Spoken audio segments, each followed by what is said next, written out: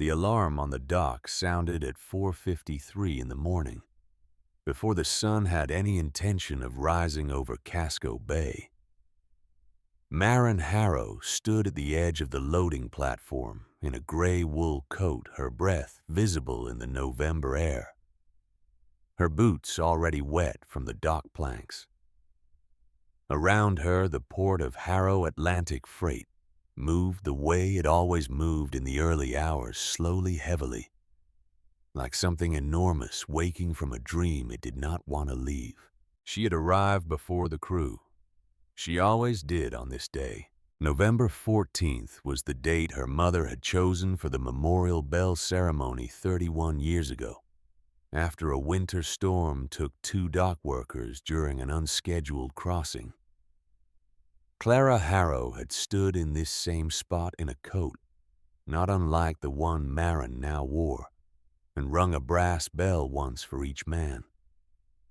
She had known their names. She had known their wives. She had attended both funerals and paid for both headstones out of her own account before Harrow Atlantic had money enough to call itself a real company. That was the kind of woman Clara Harrow had been. Maren placed white chrysanthemums beneath the memorial wall, one stem at a time. 37 names carved into black granite. She knew every one of them. Not because anyone had required her to know. Not because there was a test or a policy or a board resolution demanding it. She knew them because her mother had taught her very early that a shipping company was not built from ships. It was built from people who left their families before sunrise and trusted the company to bring them home. The crane arm on Pier 3 groaned. Then it moved wrong. Maren heard it before she saw it. A low metallic complaint from the upper housing followed by the sound of chain tension releasing when it should not have. A stack of steel containers shifted. The dock workers on the platform scrambled back. One man shouted. Another reached for the emergency brake but was too far away. Maren did not run. She stepped forward, lifted one hand, and said clearly, "Stop the line." Her voice did not shake. It did not rise. It carried the way a voice carries when it belongs to someone who has never needed to repeat themselves to be understood. The dock supervisor froze for half a second. Then the brake engaged. The crane arm stopped. The chains stilled. A loose locking pin was recovered from the housing before the upper container could shift its full weight onto the crew below. No one was hurt. The silence that followed felt heavier than the machinery. Workers looked at Maren the way people look at something they cannot immediately explain. The younger ones knew her only as Mrs. Vere, the quiet wife of Stellan Vere, the man who walked through Harrow Atlantic's executive hallways with the confidence of someone who believed the building recognized him. The older ones knew better. Eli Voss stood near the loading rail with his cap in his hands. He was 58 years old and had worked Harrow Atlantic's docks since Clara Harrow ran morning briefings herself. His face was lined from salt air and decades of outdoor work. When he looked at Maren, something passed behind his eyes. Recognition old and careful. "Miss Harrow," he said quietly. Then he dropped his gaze as if the name were a door he had not meant to open. Maren looked at him for one moment. Then she turned back to the memorial wall and placed the last stem of flowers beneath the final name. The bell rang once. Every worker on the dock removed their cap. The port went still. Maren stood with her hands at her sides and looked out over Casco Bay. The water was gray and flat in the early morning, and 3 Harrow Atlantic cargo vessels sat at anchor in the mist. Their black hulls carried the silver compass and wave crest her mother had designed herself on a piece of graph paper. At a kitchen table in a rented apartment in Portland's East End, before the company had an office or a second employee. Every ship out there carried Clara Harrow's handwriting, and every office tower, dock gate, private terminal, and contracted shipping lane that made up Harrow Atlantic Freight belonged in full legal and binding authority to the Harrow Tide Trust, which meant it belonged to Marin. She had never told Stellan. She had never told Gareth, his father, who had served as senior director of port operations for 11 years and walked the building as if his title made him its owner. She had never told Tilda, Stellan's younger sister, who had spent the past 3 years attending company events as if her last name gave her authority over the guest list. Marin had chosen to live publicly as Marin Vere, the quiet wife, the woman who stood beside her husband at company dinners and held her tongue when Gareth spoke over her and smiled politely when Tilda made the small cutting remarks that were always designed to sound like compliments. She had made that choice deliberately. She had wanted to know who Stellan Vere was when he believed she had nothing to offer him but herself. Now, 7 years into that answer, she was beginning to understand what the question had cost her. Declan Marsh appeared from the direction of the operations building. He was 48 years old, Harrow Atlantic's internal audit director, and one of the few people in the company who knew the full structure of the Harrow Tide Trust. He walked quickly and kept his voice low when he reached her. "The reports from this week are worse," he said. Marin did not look surprised. Gareth's division. All of it ties back there. Crowlux Imports received priority berth access for the 3rd time this quarter. No board approval.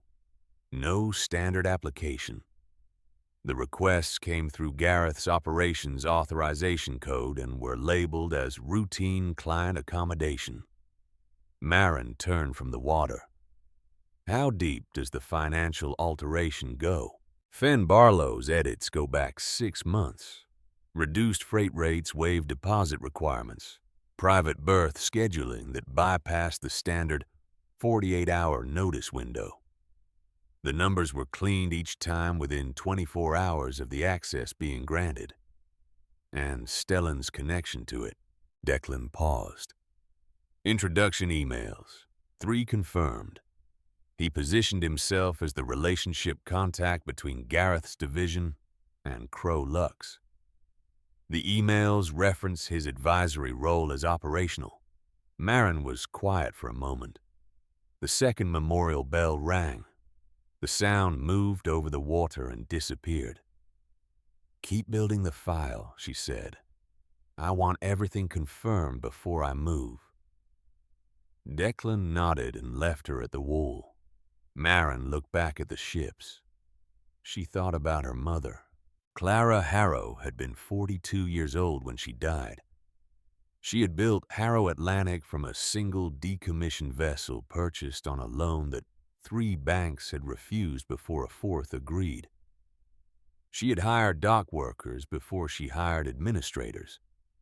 She had learned maritime law, cargo insurance regulation, and federal port compliance by reading textbooks at night after her daughter was asleep. She had never asked anyone for permission to be taken seriously. She had simply worked until the work made argument impossible. When she died, the attorneys had spent 6 weeks trying to explain to Marin, who was 21 at the time, what the Harrow Tide Trust meant, what it held, what it protected, what it required of her. Marin had listened to all of it without speaking much. Then she had gone home to the house where she had grown up, sat in her mother's kitchen and cried for 2 days. After that, she had gotten to work. The trust had been structured by Clara precisely because she understood that wealth, especially inherited wealth held by a young woman, attracted the wrong kind of attention. The trust kept Marin's ownership legally airtight and publicly invisible. The board knew it existed. The attorneys knew. Declan knew. Warren Dane, the board secretary, knew. A small number of senior officers who had served since Clara's time knew. Everyone else knew only what Marin allowed them to know. When she married Stellan Vare 4 years after her mother's death, she had told herself she was protecting the company from premature exposure. She had told herself that she needed time to evaluate whether Stellan was the kind of man who could be trusted with the truth. What she had not told herself, what she was only now standing at this memorial wall in the November wind beginning to admit, was that she had also been afraid. Afraid that if Stellan knew, she would never again be certain whether he loved her or the inheritance she represented. So she had waited. And while she waited, she watched. She watched Gareth treat Harrow Atlantic as though it were a family business that happened to have her last name on the letterhead. She watched Stellan accept a meaningless advisory badge and wear it as proof of executive standing. She watched both of them build small kingdoms inside a company that belonged entirely to a woman they had decided to treat as furniture. She had told herself it was patience. Standing here now, she understood it had also been a kind of grief. She placed her hand against the cold granite of the memorial wall and closed her eyes for a moment. Then she straightened her coat, picked up the empty flower box, and walked back toward the operations building. There was a gala tonight. She had a heritage exhibit to prepare a clutch to carry, and a husband who had no idea what the evening was going to cost him. By 5:30, the sun had made a weak attempt at appearing over the eastern waterline. By 7, the port was in full operation. By 8, Marin was in the Harrow archive room in the lower level of the original headquarters building, organizing materials for the company's heritage display at the gala. The archive smelled of cedar and old paper, and a faint trace of salt that had worked its way into the walls over decades. Dory Reeve, 64, who had been the Harrow family's housekeeper since before Marin was born, and who remained the most quietly loyal person Marin had ever known, helped her sort through boxes without asking unnecessary questions. Among the materials was the leather folder containing Clara's handwritten notes from Harrow Atlantic's founding years, maps, route calculations, the original cargo manifest from the first international crossing. A black and white photograph of Clara Harrow standing on this same dock, younger than Marin, was now wearing a dark coat and a gold ring on her right hand. The ring in the photograph was small, simple. It had been engraved with 2 letters and 2 words. CH, First Tide. Clara Harrow had worn that ring on the day she signed Harrow Atlantic's first international shipping contract. She had worn it to every board meeting, every investor presentation, and every dock safety review for the rest of her life. When she died, she left it to Marin. Marin had worn it every day since. She looked at it now on her finger in the archive room in the low morning light. The gold was warm from her skin. The engraving had softened slightly with years of wear, but the letters were still clear.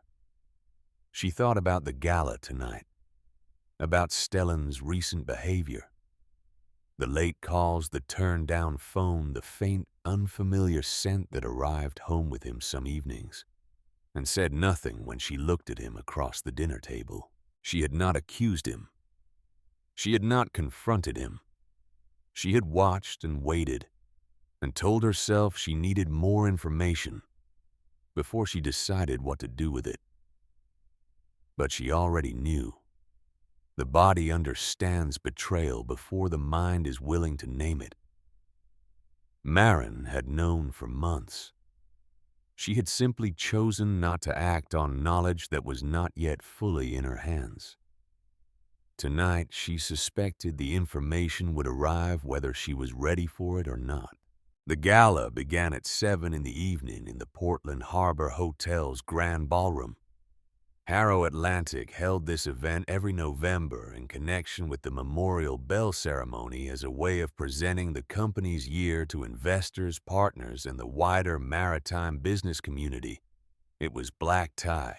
It was large. Marin had always found the place where the people who worked the hardest were least visible, and the people who benefited most were loudest. She arrived with Stellan at 6:45. He looked at her cream dress and said, "You look fine. Try not to talk too much tonight. Let the room be about the company." Marin looked at him.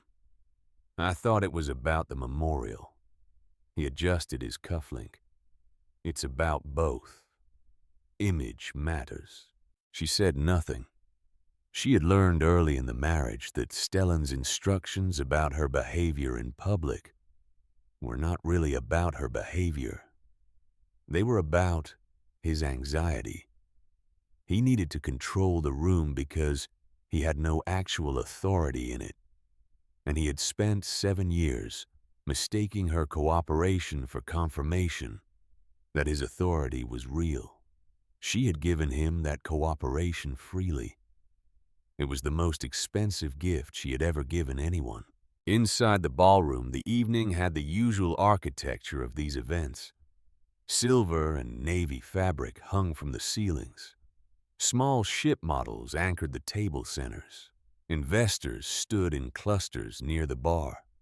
Board members moved between tables with the careful energy of people who understood that this kind of evening was work dressed as celebration. Gareth arrived with Fen Barlow beside him. Gareth was 61, broad-shouldered, with the bearing of a man who had spent decades believing that physical presence was the same thing as authority. He wore his Harrow Atlantic director's pin on his lapel, as though it were a military decoration. He looked at Marin the way he always looked at her as an afterthought. "Tonight is important for the Vare name," he said to Stellan, not to Marin. "Stay visible. Stay confident." Stellan nodded. "We will." Marin thought the Vare name. They kept saying it as if it were the organizing principle of the room. As if Clara Harrow had not built every table and chair in this building with 30 years of relentless work. As if the silver compass crest above the stage were a Vare design rather than a Harrow one. She held her clutch and said nothing. Then the air in the room changed. Vivian Crowe entered through the side doors in a pale silver gown that caught light, the way expensive things do not, by reflecting it but by seeming to generate it. She was 34, dark-haired, with the particular confidence of a woman who had spent her adult life understanding exactly what she looked like when she walked into a room.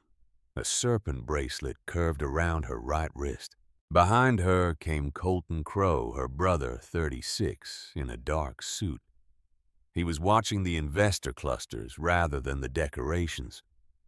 And behind Colton came Petra Sloan, 38, who carried a phone with the practiced readiness of someone always looking for a moment worth recording. Vivian's eyes found Stellan first. She crossed the room toward him with the ease of someone who had crossed rooms toward him many times before, in places Marin had not been. She touched his sleeve with a slow, familiar hand. "You didn't tell me she would be here so early," Vivian said, her voice pitched low enough to be intimate and loud enough for Marin to hear. Stellan's jaw tightened. Something moved behind his eyes, guilt calibrated into irritation. "Vivian is a strategic partner," he said to Marin, not to Vivian. Maren looked at Vivian's hand on her husband's sleeve. She looked at the way Vivian stood slightly closer than business required. She looked at Stellan's face and saw there the expression she had been reading in fragments for months now, finally assembled into a complete and readable sentence. She said nothing. A coordinator appeared at Maren's side with a form for the heritage display. Maren turned to sign it. Stellan reached over and took her clutch. "I'll hold that," he said. "You always drop things when you get involved with the exhibit materials." He said it gently enough that it could have passed for helpfulness. It was not helpfulness. It was the casual diminishment he had been practicing on her for years, refined by repetition into something he no longer noticed he was doing. She handed him the clutch and turned to sign the form. The coordinator walked her toward the display case. The form took less than 2 minutes. When she returned, Stellan handed the clutch back. It felt the same weight. The velvet ring pouch inside looked undisturbed. But the ring was gone. Maren knew it the moment her fingers found the empty pouch. She did not react visibly. She pressed her thumb against the inside of the velvet, felt nothing, and made a single quiet decision. She did not know yet what he planned to do with it, but she knew he had taken it deliberately, and she understood that the evening was about to become something she could not stop by leaving early. She went looking for composure instead. She found the opposite. The executive garage hallway was quiet, except for voices behind a service partition. She had gone to retrieve a box of early company photographs for the heritage case. She stopped when she heard Stellan's voice. Vivian's came next. "Tonight cannot be another promise," Vivian said. "You told me you were tired of hiding me." Stellan answered low and certain. "After tonight, Maren will know where she stands." Maren's fingers went still around the photograph box. "Vivian. And where do I stand, Stellan? Beside me, in front of everyone." Through the narrow gap beside the partition, Maren saw him lean forward and kiss Vivian Crow. With the ease of a man who had been doing this for long enough that it had stopped feeling like a secret. Petra Sloane stood a few feet away, adjusting Vivian's hair with the calm attention of a professional, preparing someone for a stage entrance. Colton watched the whole way. Maren stepped back before any of them turned. The cold in her chest was not anger. It arrived more quietly than anger. And it was worse. It was the specific grief of a woman realizing that the man she had chosen had not failed to become who she needed him to be. He had chosen deliberately and repeatedly to become someone else. She had loved him. She had hidden an empire from him and asked for nothing in return but honesty. He had offered her a performance instead. She walked back to the ballroom with the photograph box under her arm and her bare finger at her side, and the knowledge settled into her like something that had always been true and was only now willing to be looked at directly. Gareth took the stage just after 8. He spoke about the Vare family's contribution to Harrow Atlantic's growth. He spoke about operational excellence and institutional knowledge. He used the word legacy 4 times in 7 minutes. When he lifted his glass to what he called the next generation of Vare leadership, the investors applauded with the polite energy of people who had been waiting for the evening to offer them something worth responding to. Maren watched from her seat at the center table. She did not applaud. Warren Dane, seated 2 chairs to her left, caught her eye briefly. His expression was careful and steady. He already knew about the board notice. He had helped prepare it. Then Stellan stepped onto the stage without being announced. Gareth looked surprised and then pleased. Tilda leaned toward Petra with a small smile. Vivian straightened slightly like a woman who had been waiting for a cue. Stellan took the microphone. He spoke about ambition. He spoke about the people who understood it and the people who did not. He spoke about choosing a life that matched the scale of his vision. He looked directly at Maren when he said that loyalty without vision becomes a weight. The room shifted uncomfortably. Then he reached into his jacket pocket. Maren had known it was coming. The knowledge did not protect her from the moment of it. He held the ring under the stage lights, small gold worn smooth by 30 years of a woman's hand. The letters caught the light. CH. First tide. A sound moved through the ballroom. Not quite a gasp. Something quieter and more confused. Maren stood. Stellan. Her voice came out unsteadily despite everything. That is my mother's ring. Something flickered across his face. Not guilt. Annoyance. He looked at her with the expression of a man who believed the interruption was the problem. This ring deserves to be on a woman who understands the life I'm meant to have, he said. He walked down from the stage toward Vivian Crow. Petra raised her phone. Colton watched with the tight expression of a man recalculating something urgent. Vivian extended her hand. Stellan placed Clara Harrow's ring into Vivian Crow's palm. Vivian closed her fingers around it and smiled. I'll take better care of what she never valued, she said. The room went very still. Maren looked at Vivian's closed hand. She looked at Stellan's face. She looked at the silver compass crest above the stage. Her mother's design on her mother's company in her mother's building. She thought about the day she had found Stellan sitting alone in a parking lot after a job interview that had not gone the way he expected. He had looked broken then. He had told her he hated feeling small. She had taken his hand and promised she would never make him feel that way. She had kept that promise so completely that he had taken her silence for submission, and her kindness for weakness, and her patience for evidence that she had nothing left. She had protected his smallness so well that he had grown comfortable inside it. She looked at him now and said quietly and without performance, "You never knew who was protecting you." Then she turned and walked out. No shouting, no begging, no tears for them to record and replay. Only the sound of her heels on the marble floor, while the ballroom watched the woman they had decided was powerless leave with a truth none of them had earned the right to know. At the back of the room, Colton Crow turned the ring's image over in his memory. CH, First Tide. He had seen those initials before in the founding documents of Harrow Atlantic that he had studied in detail before approaching the company. Clara Harrow. First Tide was the name given internally to the first international contract.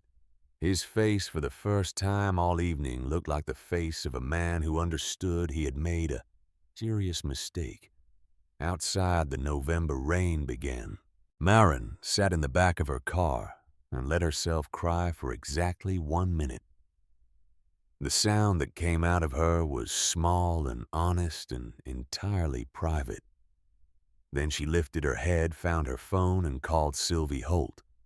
Sylvie answered on the first ring. "Call the board," Maren said.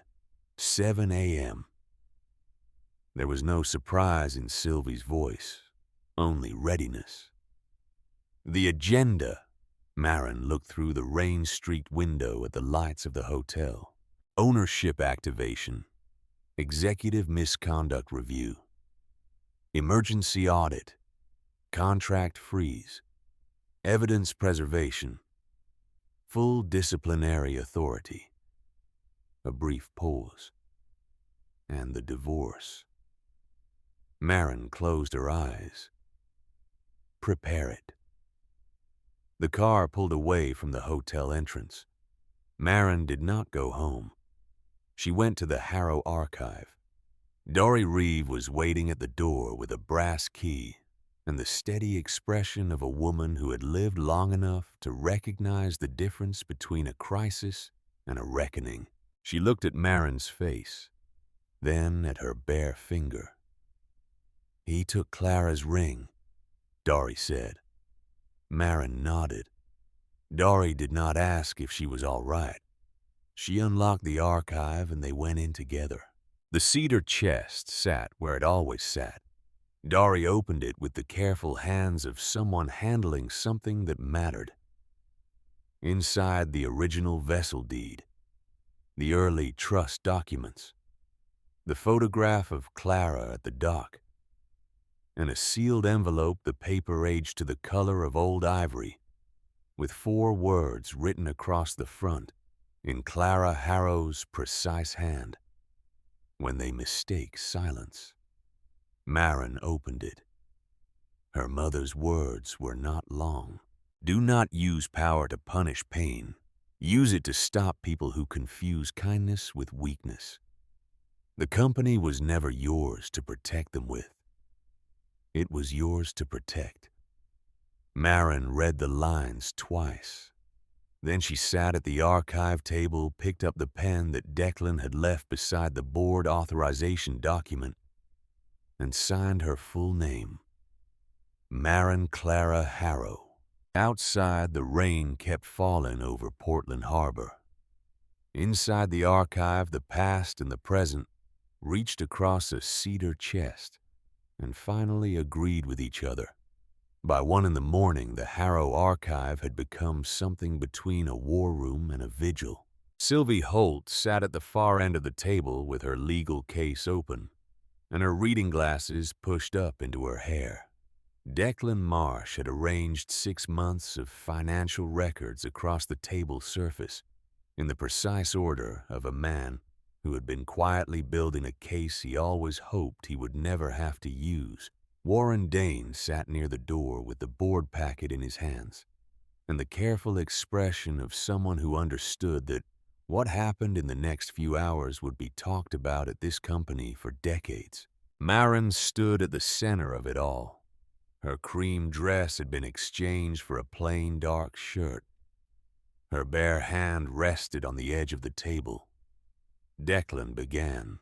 Crow Lux Imports had received priority berth access at Harrow Atlantic's Portland terminal on 3 confirmed occasions over a 6-month period.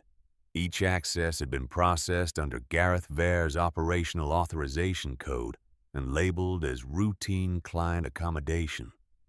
The standard application process board notification, 48-hour minimum notice, deposit requirement rate schedule filing had been bypassed entirely each time. Fen Barlow had altered the corresponding financial records within 24 hours of each access grant. Reduced freight rates had been reclassified as promotional trial pricing. Waived deposit requirements had been entered as client development investments. Private berth scheduling had been buried inside a broader operational log that would require detailed cross-referencing to identify. Each alteration was small.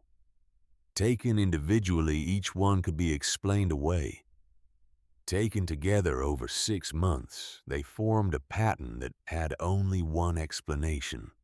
Sylvie placed a printed transcript on the table. This is from a vendor compliance call.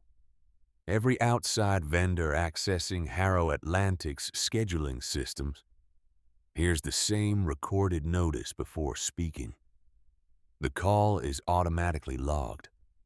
This one was made from a number registered to Crow Lux Imports 7 weeks ago. She pointed to a highlighted section of the transcript. Vivian Crow's words appeared in plain black text. If Stellan wants me beside him publicly, he needs to prove the Ver name can move freight faster than anyone else. Crow Lux cannot survive another quarter without better lane access. Whatever Gareth can arrange it now. The room was quiet. Marin looked at the transcript for a long moment. Then she looked at the next document Declan placed in front of her.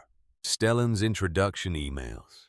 3 of them addressed to Gareth's division coordinator, referencing his advisory relationship with Crow Lux Imports and describing the company as a priority relationship for Harrow Atlantic's client development program.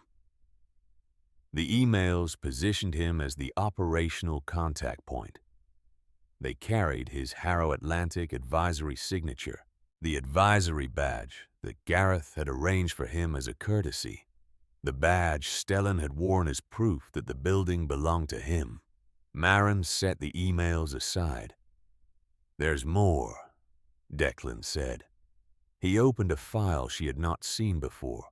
Inside were digital records from Harrow Atlantic's internal board portal, a secure system accessible only to directors, board members, and trust-level officers. 3 months ago, a document had been drafted and uploaded to a private board portal folder under Gareth Ver's access credentials. The document was titled Port Authority Structure Operational Efficiency Modernization Proposal. Marin read the first page, then the second. Then she set it down and looked at the rain on the archive window. Gareth had drafted a proposal to restructure Harrow Atlantic's Port Authority approval chain. On paper, it was described as a streamlining measure reducing administrative delays in the contract approval process. In practice, the proposal would transfer final contract approval authority from the trust-level oversight mechanism to Gareth's own operational division. It would allow certain categories of freight access and berth scheduling exceptions to be approved without trust-level review. Without trust-level review meant without Marin. If the proposal had passed, Gareth would have held effective control over the company's port operations. Crow Lux would have received formal access without any accountability to the trust. And Marin's ownership would have become nominal. She would have held the title while others held the keys. The proposal had not been presented to the full board. It had been drafted quietly, uploaded privately, and Declan confirmed shared with 2 sympathetic board members through informal channels, neither of whom had disclosed the communication. This was not a business judgment error. This was a deliberate attempt to remove the controlling owner's authority from her own company. He was going to do this, Marin said. Not a question. The timeline suggests he was waiting for the right moment, Declan said. Possibly after tonight's gala when Stellan's position was reinforced publicly. Sylvie folded her hands on the table. If the gala had gone as they planned, the proposal would have had social momentum behind it. The board members he'd approached would have found it easier to support. Warren Dane spoke for the first time in an hour. They were building a case that the Ver family was the operational future of this company. The proposal would have made the trust look like an outdated technicality. Marin thought about Gareth standing at the head of his dining table, carving meat, saying that some women marry into legacy and still bring nothing to the table. She thought about the dinners she had attended in that house, with her hands folded in her lap, and her silence costing her pieces of herself, one evening at a time. She thought about the word outdated applied to the legal structure her mother had spent years building to protect everything she loved. He will not succeed, she said, quietly and without particular emotion, the way people state facts they have already finished processing. She picked up the board authorization document. "What do we need to be ready by 7?" Sylvie began to answer. Then Declan's phone lit up. He looked at it and his expression shifted. Gareth just called Rowan Fitch. Rowan Fitch was 67 years old and had served on Harrow Atlantic's board as an independent member for 9 years. He was not a Vare ally exactly, but he was cautious and traditional, and could be persuaded by a voice he trusted to exercise an abundance of caution in unusual circumstances. Gareth knew this. The phone log from Harrow Atlantic's main director communication line. Every call made by a director through company infrastructure was logged automatically showed that Gareth had placed a call to Rowan Fitch's personal number at 12:47 in the morning. The call had lasted 11 minutes. Declan had the log because his audit authority covered all director communication records. "He's trying to break quorum," Sylvie said. "Without a valid quorum, the emergency session cannot proceed," Warren said. Marin was already reaching for her own phone. She looked at the time. Almost 1:30 in the morning. She dialed Rowan Fitch's number. He answered after 4 rings, his voice alert in the way of a man who had expected to be called. "Rowan," Marin said. "This is Marin Harrow.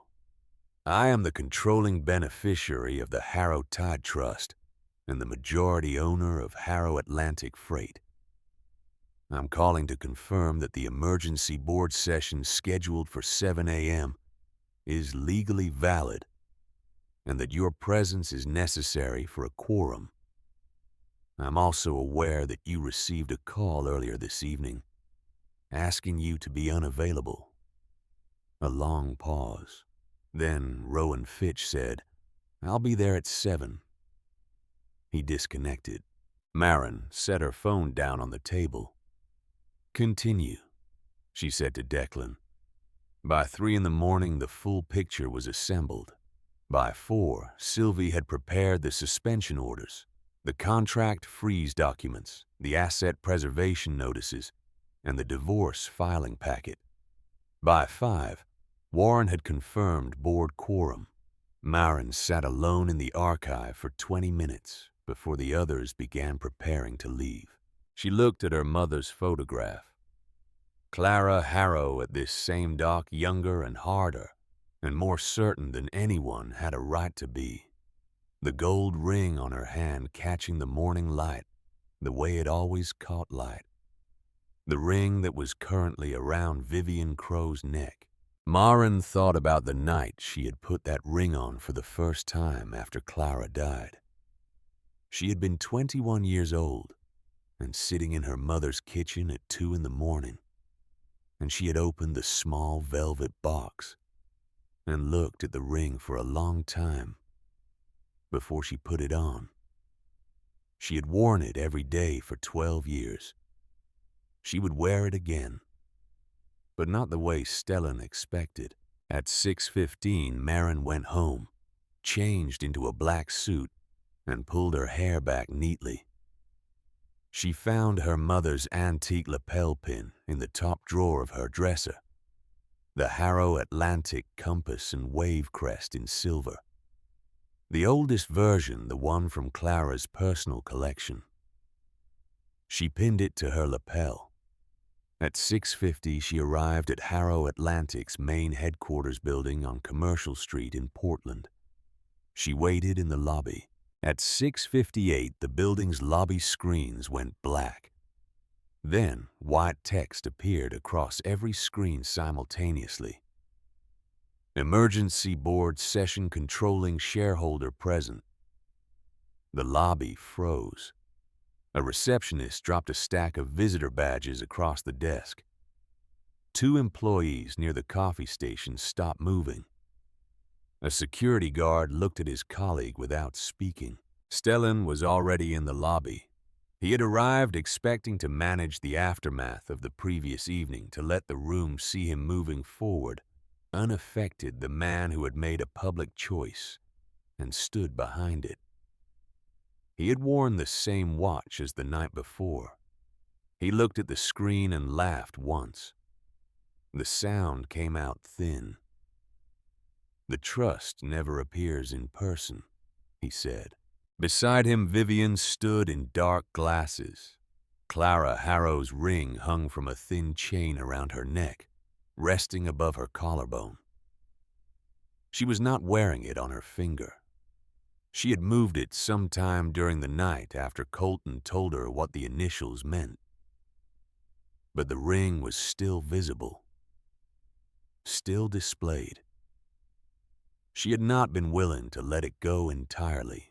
Gareth entered through the revolving doors at 7 minutes, with Fen Barlow a step behind him. Gareth's face was hard and arranged for control. He had spent the night preparing a version of events that would make this moment manageable. He had called board members. He had drafted talking points. He had told himself that Marin was grieving and emotional and would arrive confused. He had not called back Rowan Fitch after the initial conversation. He did not know whether the quorum attempt had worked. He was about to find out. Tilda arrived with a small designer bag and a readiness for the conversation she thought was coming, the one where she supported her brother through the messy conclusion of a marriage that had never been good enough for him anyway. Then the private elevator at the far end of the lobby chimed. Every head turned. Sylvie Holt stepped out first in a dark suit carrying her legal case. Warren Dane followed with the board packet. Declan Marsh came next with 3 gray audit folders held flat against his chest. Then Marin stepped out. She was not the woman from the gala. She was not pale with grief or red from crying. She was not shaking. She walked into the lobby of Harrow Atlantic Freight with the particular steadiness of a woman who had spent her entire adult life learning how to carry weight that no one knew she was carrying. The compass and wave crest on her lapel caught the lobby light. The oldest Harrow Atlantic employee saw it first. Eli Voss, who had been waiting near the security desk since before 6, straightened to his full height. The moment she came into view, the dock manager from Pier 2 stood from his chair. A woman from the vessel documentation office placed her hand over her mouth. 2 board members who had been waiting near the elevators rose simultaneously. Then another person stood. Then another. Within 40 seconds, the front half of the lobby was standing. Stellan looked around the room with the confused anger of a man watching a situation escape the narrative he had written for it. "What is this?" he said. Marin walked forward at the same pace. She did not search for approval. She did not adjust her expression for the room. She walked the way a woman walks through a building that has always known her name, even when she was not using it. Stellan stepped into her path. "Marin." He forced a short laugh that did not find any company. "What is this supposed to be?" No one laughed. Sylvie spoke calmly to the center of the room. "Mrs. Vare is not here on company authority." She turned slightly toward Marin. "Ms. Harrow is." The name fell into the lobby like something that had been waiting a long time to land. Gareth's face changed. The pieces connected slowly. And then all at once, the daughter-in-law at his dinner table. The quiet woman he had told not to embarrass the Vare name. The woman whose company had funded his title, his bonuses, his division, and his plans for the past 11 years. He had called her empty-handed. He had built a proposal to remove her authority from her own company. He looked at the woman standing in the lobby with her mother's crest on her lapel. And for the first time in their shared history, he was afraid of her. Stellan shook his head. That's not possible. Marin stopped close enough for him to see that her eyes were tired rather than cruel. The exhaustion was worse than anger would have been. Anger could be managed. This could not. It was possible, she said quietly. Every time you called me small. She walked past him. She walked past Vivian, too close enough for the ring on the chain to catch the lobby light between them. At the boardroom door, she stopped once and looked back. "Stellan," she said, "bring Vivian. She is wearing company history around her neck. She should hear what it cost." Then the boardroom doors opened and she went in. The board session ran for 2 hours and 40 minutes. Declan presented every document in the order they had arranged the previous night. The Crow Lux access pattern, the waived requirements, the altered financial records, the introduction emails, the vendor compliance call transcript, Vivian's words in black text on the projection screen. When the transcript appeared, Vivian's expression did not collapse entirely. But the room watched her composure develop a fault line it had not had before. "That was taken out of context," she said. "Then you will have time to explain the context during the investigation," Marin replied. Colton looked at the door. Gareth tried twice to reframe the financial irregularities as operational judgment calls. Both times, Augusta Wren, the lead independent board member, asked him to explain the judgment in specific procedural terms. Both times, the explanation required Gareth to account for why standard disclosure had been bypassed. Both times, he could not do it without implicating himself more completely than silence had. Fen Barlow stopped speaking after the financial alteration timeline was displayed. He sat with his hands flat on the table and his eyes on the surface in front of him. Then Declan opened the final file. The Port Authority restructuring proposal appeared on the screen. Gareth stood. His chair scraped back hard. "That document is a draft," he said. "It was never formally submitted. It was uploaded to the board portal under your credentials and shared informally with 2 board members," Declan said. "Both of those board members received communications from your company line. We have the logs. Operational restructuring is within my authority to propose. Proposing the removal of trust-level oversight without trust notification is not," Sylvie said. "The Harrow Tide Trust documents are explicit. Any structural change to contract approval authority requires controlling beneficiary consent. You drafted this without her knowledge. You shared it without her knowledge. You intended to advance it without her knowledge." Gareth looked at Rowan Fitch. Rowan Fitch looked at the table. Gareth understood then that the call had not worked. He had spent 11 minutes in the early hours of the morning trying to protect a plan that had already been seen documented and placed into a board packet with his name on it. Stellan stared at his father. "Dad." His voice was low. "What is that document?" Gareth said nothing. Stellan looked at the screen, then at Marin. Something in his face shifted away from performance towards something raw. Vivian looked at Colton. Colton looked at the door again. "Say something," Vivian said to her brother. Colton's control broke. "Say what you told me Stellan had real influence. You told me his wife was nobody. You told me this was how Crow Lux survives. You pushed me toward him," Vivian said, her voice rising. "You said we needed Harrow Atlantic access, and I was the way to get it. I told you not to wear stolen history around your neck." Their voices climbed over each other. and every sentence they exchanged added more to the record that Declan was already documenting. The alliance between them broke in the boardroom the way alliances built on mutual self-interest always break completely, and without dignity. Petra Sloane shifted toward her bag. Sable Knox Harrow, Atlantic's head of corporate security, moved to her immediately. "Please keep your device on the table, Miss Sloane. Your recordings from last evening are evidence in a misconduct proceeding." Petra's hands stopped moving.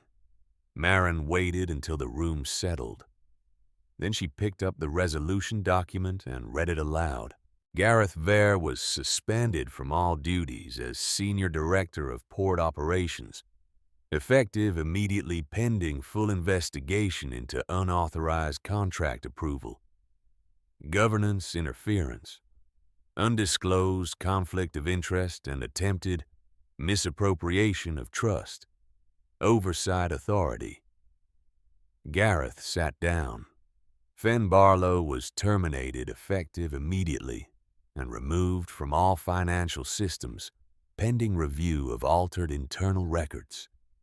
Fen did not react. Crow Lux Imports is pending access requests, active priority arrangements, and all scheduled freight discussions were frozen pending legal review. Colton's jaw tightened, but he did not speak. Stellan Vare's advisory privileges, visitor clearance, executive sponsorship access, and all company-connected credentials were revoked, effective immediately. Stellan looked up sharply. Tilda Vare was removed from all company event committee access and guest list authority. Tilda's mouth opened. She closed it. Petra Sloane's recorded materials were preserved for legal review under Sable Knox's authority. Colton Cross was barred from Harrow Atlantic facilities pending the outcome of the investigation. Each consequence arrived cleanly. No shouting, no performance. Just the quiet forward motion of accountability moving at the speed that truth moves when it has been patient long enough. Vivian stood. Some of the glamour from the previous evening had survived the night, but it was thinner now. It did not fill the room the way it had filled the gala ballroom. "You can't do this," she said. Marin looked at her. "I didn't," Marin replied. "You did it when you mistook borrowed access for power." Vivian's lips parted. Nothing came out. The ring still sat on the table between them where Marin had asked Vivian to place it at the start of the session. Vivian had unclasped the chain with shaking fingers, watched by 11 people, and set the ring down without speaking. Marin had not touched it. She looked at it now. The gold caught the white boardroom light. The letters were still clear. CH, first tide. She looked at it for a long moment. Then she let it sit. The video went public before Gareth Vare reached the lobby elevator. By the time security escorted him through the building's main entrance with his access badge deactivated, and his 31-year employment at Harrow Atlantic effectively ended. The clip had already accumulated 11,000 views on 3 separate platforms. Petra Sloane had sent it the previous evening before the gala had ended, before she knew what the morning would bring. She had sent it to gossip contacts who covered Portland Business Society events, expecting it to land as a story about a wife publicly humiliated by her husband and his mistress. A story of replacement. A story where the woman who walked out was the one who lost. When Marin Harrow's name appeared in Harrow Atlantic's official morning statement, controlling beneficiary of the Harrow Tide Trust, majority owner, effective chairwoman, the gossip contacts understood they were holding something different. Not a society scandal. A corporate earthquake. They posted it immediately. The clip showed Stellan on the stage, the ring in his hand, Vivian extending her palm. And then at the end, Marin's quiet voice carrying across the ballroom. You never knew who was protecting you. Business reporters had the full context within the hour.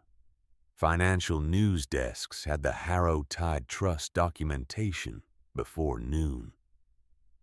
By early afternoon, Harrow Atlantic Freight had a national profile it had never sought, and the Vare family name carried a meaning it had never intended. Eli Voss stood in the lobby with two younger dock workers and watched the name Marin Clara Harrow appear on the building's official communication screens. He removed his cap. Her mother would be proud, he said. The younger workers looked at him. Miss Harrow used to come to the memorial wall every November, he said. Every single year. She knew every name on that wall.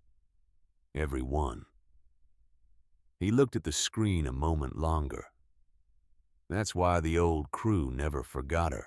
Sylvie issued the press statement at 10 in the morning from a small room off the main corridor, with two board members present. It was short. It named no personal details.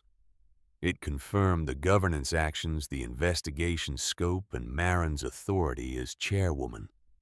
It did not mention the ring. It did not mention the affair. It did not use the word betrayal. That was Marin's instruction. Harrow Atlantic was bigger than Stellan's cruelty. It was Clara's life's work. It would not be remembered for a marriage that had failed on a hotel stage. Colton Crow found a quiet spot near the attorney conference room in the mid-morning and called his financial manager in private. The call lasted 4 minutes. When he hung up, his face looked like a man who had run the numbers and found the answer he had been afraid of. Crow Lux Imports had been operating on the assumption that Harrow Atlantic access was a near certainty. Without it, the expansion commitments Colton had made to investors, the ones Vivian's relationship with Stellan was supposed to guarantee, had no foundation. The company's problems had not begun with the investigation. The investigation had only made them visible. Vivian found Marin in the hallway outside the conference room just before 11. The ring was gone from around her neck. It had been placed in an evidence envelope sealed and labeled by Warren Dane at the close of the board session. Without it, Vivian looked like a woman who had dressed for a role she no longer had access to. She stopped a few feet from Marin. The hallway was quiet. Vivian's voice, when it came, was smaller than it had been in any room the previous night. I didn't know who you were, she said. Marin stopped. She looked at Vivian for a long moment. The anger she might have felt was not there. What was there was something closer to exhaustion and a small, clear recognition of how little any of it had been personal. Vivian had not targeted Marin. She had targeted an access point. Marin had simply been in the way. That is the only reason you felt safe being cruel, Marin said. Vivian opened her mouth. Nothing came. There was no apology that could make the transcript disappear. No charm that could convert greed into a misunderstanding. No amount of composure could make the ring less stolen, or the vendor call less documented. Marin walked past her. Stellan was waiting further down the hallway. He was alone. His jacket was still pressed from the morning, but something underneath it had changed. The posture that had held him upright through a decade of borrowed confidence had quietly disassembled. He looked like a man standing inside an expensive suit that had suddenly stopped recognizing him. His access card was disabled. His name had been removed from the company directory. His father had been escorted from the building. Vivian had stopped returning messages. Even Tilda had not found him. He looked at Marin walking toward him and took a breath. "Marin," he said, "I made a mistake." She stopped. She did not move closer. "You didn't make a mistake," she said. "You made a calculation. You decided my silence was surrender. You decided that keeping your secret meant I would keep my place." His face moved. "I need you to understand. I understand Stellan." Her voice was quiet, not cold. Something worse, certain. "I understand everything now." She had been rehearsing this moment in some form for months. She had imagined many versions of it herself, crying or shouting or walking away without a word. She had not imagined this, herself steady, himself diminished. The space between them not charged with unfinished feeling, but cleared by the simple act of finally seeing something that had always been true. Then Colton Cross appeared at the far end of the hallway. He had not been looking for either of them specifically. He had been leaving. But he stopped when he saw Marin and Stellan together, and something crossed his face, not guilt, not quite regret, but the expression of a man who has been carrying information that has become too heavy to hold. He looked at Stellan. Then he looked at Marin. "He knew," Colton said. "Before the wedding, he knew your name." The hallway went very still. Marin looked at Colton. Her expression did not change immediately. "He told me when he first met you," Colton said. His voice was flat and directed at the floor between them. "He said the Harrow name was worth more than anything he could build on his own. He said he just needed you to stay quiet long enough." Stellan's face changed. "Colton, you used my sister," Colton said, and there was something in his voice that was almost grief. "You used the access she got you to make yourself look credible inside a company you married into deliberately. You knew the whole time." Marin stood very still. She looked at Stellan. He did not deny it. He looked at the floor with the expression of a man watching the last wall come down. For 7 years she had hidden her name from him because she wanted to know if he could love her without it. She had protected his pride, defended his dignity at family dinners, made herself smaller so he could feel larger. She had told herself this was patience. She had told herself this was love. He had known her name before he had known her face. He had spent 7 years managing her silence. "You never loved me," she said. Not a question. He looked up. His eyes were wet. "I did. That's the part you don't—" "You loved that I stayed quiet," she said. "There is a difference." She took the divorce filing packet from Sylvie, who had appeared silently at her shoulder, and placed it in Stellan's hands. He held it the way people hold things they have already understood cannot be put down. Marin looked at him for the last time with the careful regard of a woman settling an account. "I gave you 7 years of quiet," she said. "You used every one of them." Then she turned and walked toward the Heritage Hall. The room was as she had left it the night before, except that in the early morning hours, Warren Dane had arranged for the portrait to be uncovered and properly hung. The mounting hardware that had failed during gala preparations had been repaired. The nameplate had been installed below the frame. Clara Harrow, founder, Harrow Atlantic Freight. The portrait showed a woman in her early 40s in a dark coat. Her chin level, her eyes direct and unimpressed by the camera. The sea somewhere behind her, in shades of gray. Marin stood in front of it for a long time. Warren brought the evidence envelope to her there, holding it with both hands.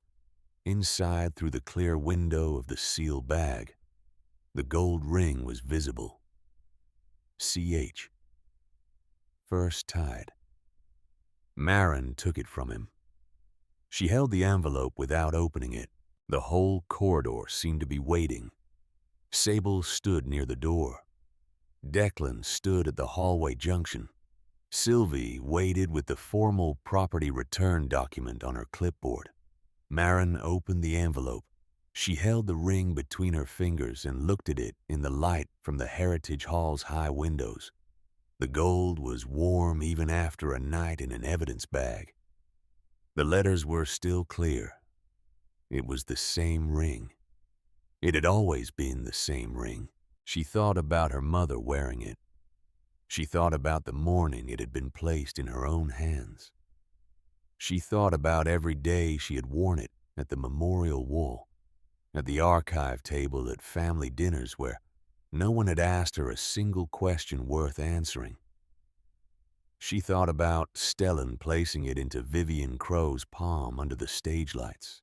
Then she walked to the display case that Dory had helped her carry from the archive the previous day.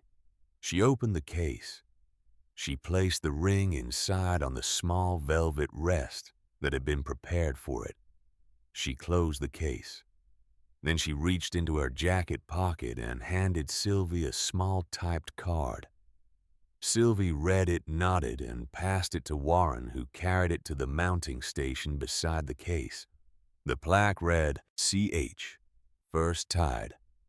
Worn by Clara Harrow at the signing of Harrow Atlantic Freight's first international shipping contract. Returned to company history by Marin Clara Harrow. Marin looked at her mother's portrait. She looked at the ring in the case.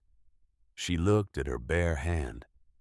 She had worn that ring for 12 years as an inheritance, for 7 years as a wedding ring, for one night as a wound. Now it belonged to the place it had always been moving toward. Not a marriage, not a loss. History. She let out a slow breath. Behind her, she heard the soft sound of someone beginning to applaud. A single pair of hands. Augusta Wren standing near the Heritage Hall entrance. Then Declan. Then Warren. Then Sylvie. By the time Marin turned around, the hallway beyond, the Heritage Hall was full of Harrow Atlantic employees who had gathered silently through the morning as the news had spread through the building. Dock supervisors, vessel, documentation staff, logistics, coordinators, finance clerks, security officers. The woman from cargo scheduling who had worked at this company for 22 years. They were all standing. They were all looking at Marin. She did not know when they had arrived. She had not heard them come. She had been standing at the display case with her back to the corridor, alone with her mother's portrait, and a ring in a glass box. And somewhere behind her, the company had quietly assembled itself around her. She looked at them. She nodded once the way her mother had nodded when she was too moved to speak and too composed to show it. The applause grew. The formal board session that afternoon was brief and without drama. Marin took the chair at the head of the table. No one asked her to identify herself. No one required her to explain her authority. The board recognized her without ceremony because Authority, when it is genuine and documented and has been waiting patiently for the right moment, does not require ceremony. Augusta Wren served as session chair. Marin presented 4 resolutions. The first established the Clara Harrow Memorial Fund, a worker emergency fund for Harrow Atlantic employees and their families facing medical crisis accident or sudden loss. The second strengthened the company's ethics and disclosure framework, requiring executives to declare personal relationships with any business entity, seeking company access with immediate audit triggers for any access granted within 12 months of such a relationship.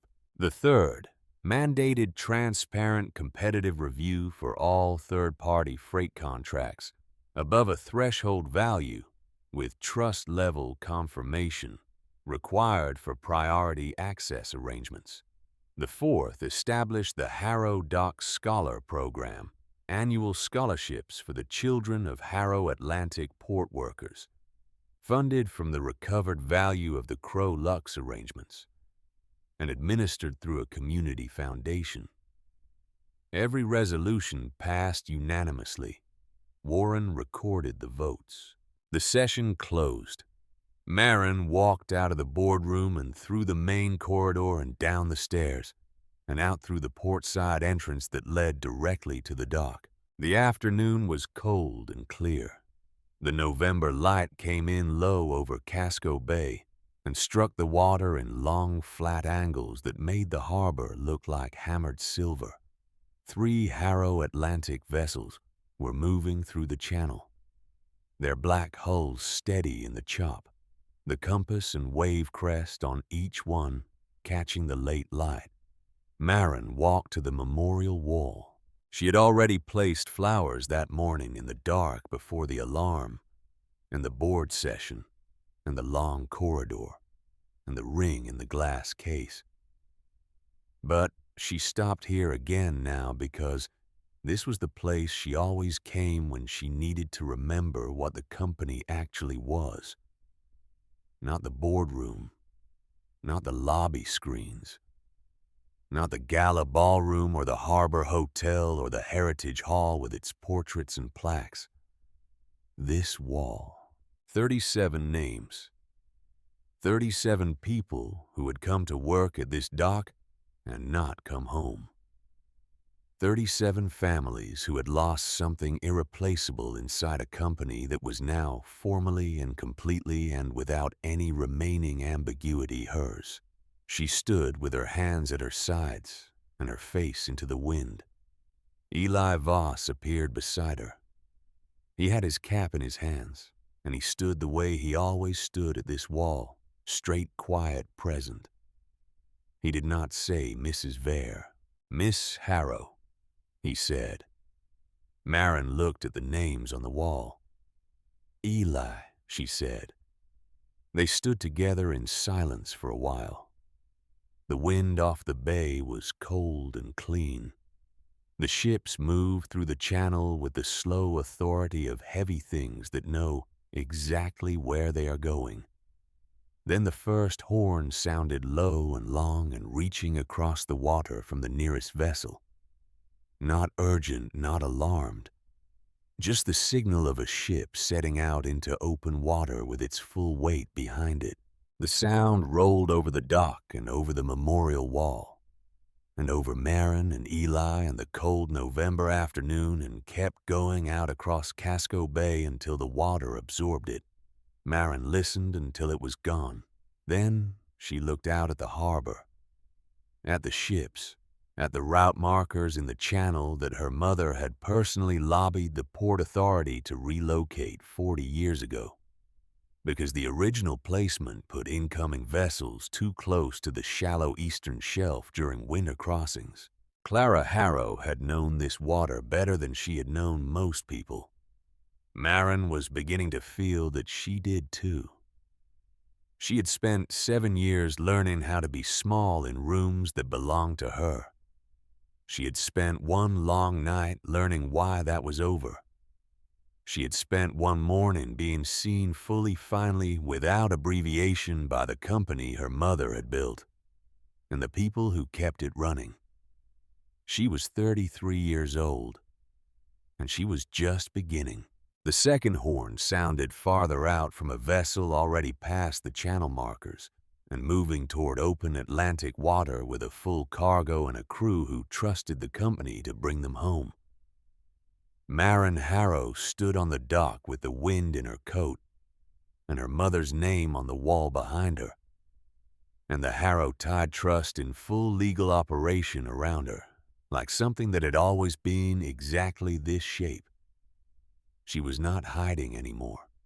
She was not managing anyone's smallness. She was not waiting for permission to take the space that had always been hers. She stood at the edge of the dock and watched her ships and thought about her mother and felt for the first time in longer than she could precisely measure that she was standing exactly where she was supposed to be. The light on the water changed as the afternoon deepened. The silver hammered itself into gold. The wind kept coming. The ships kept moving. And the woman who had spent 7 years being invisible in her own company stood in the open air of Portland Harbor and let herself be seen.